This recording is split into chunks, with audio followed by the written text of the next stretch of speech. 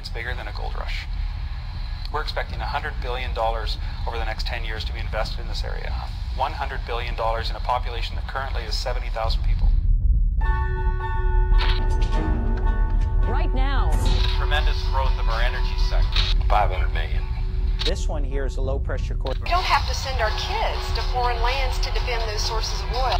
It's the one single largest investment we have. 10% of $5 billion. they're holding hands.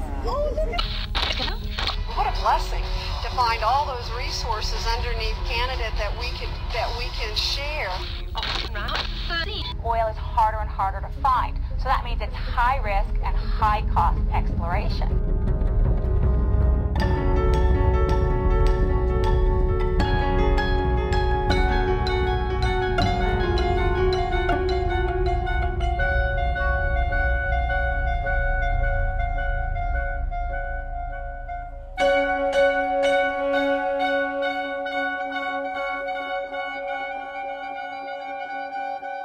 We lived off the land. As a kid, I never went hungry because my father made sure we had meat, fish, and basic things.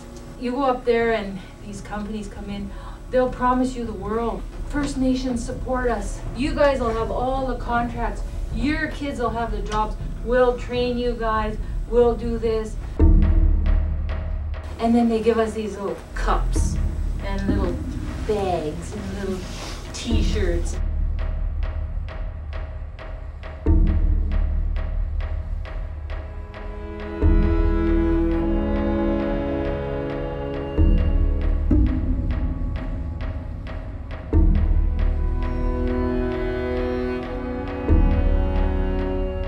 We're bush people.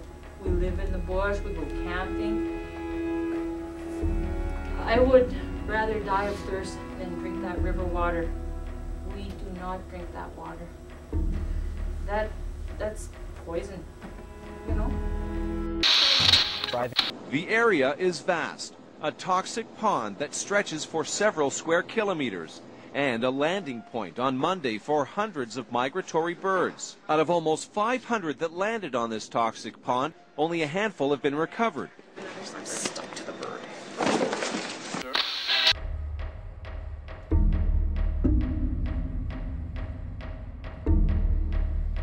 I would invite anybody to come to the hospital on the, what is it, second floor or third floor? Third floor. The death room. When you go in that corner room, you ain't coming out alive. What do you guys think? Do we have a hope in hell? And then they look at us like, oh yeah, you people, 3 months. 3 months. It's just frightening. That kid and I went to school in October. He had these big dreams.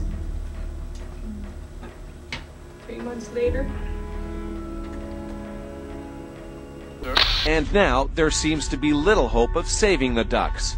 A completely oiled bird would sink nearly immediately. Workers here at the Wildlife Rehabilitation Society of Edmonton are working on saving 3 birds right now. That's only 5 ducks out of almost 500 that landed on this toxic pond, making this one of the worst disasters of its kind. The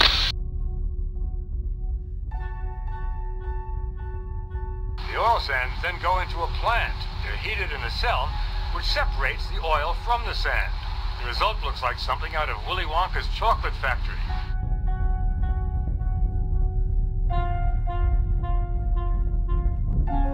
It's as good as the oil that comes jumping out of the sands in Saudi Arabia. Absolutely as good as. In fact, it even trades at a premium.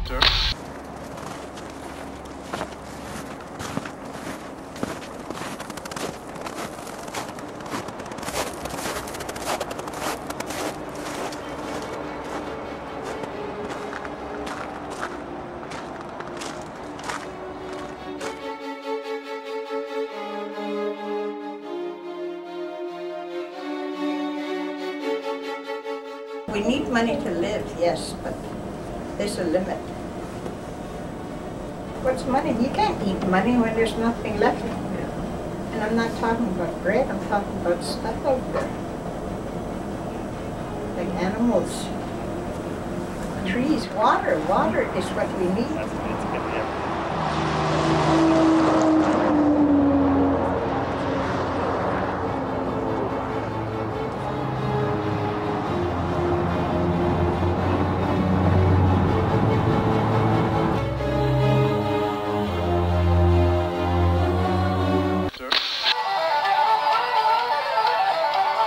Capital of the oil sands frenzy is a frontier town called Fort McMurray. The local hockey team is called the Oil Barons. They're on a winning streak.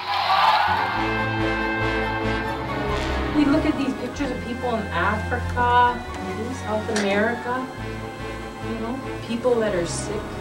Health and education is those two things. That's what the promise is. We all are affected. We're so interconnected. Even though I don't live in Chip, when somebody dies.